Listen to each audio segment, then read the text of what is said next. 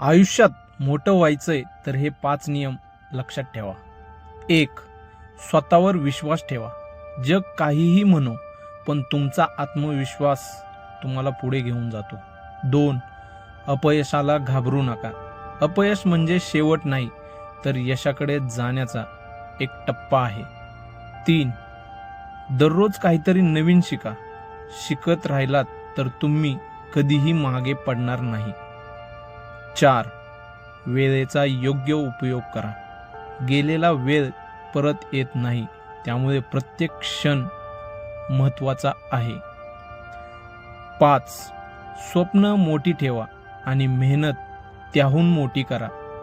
मोठं यश मिळवण्यासाठी मोठी मेहनत आवश्यक असते.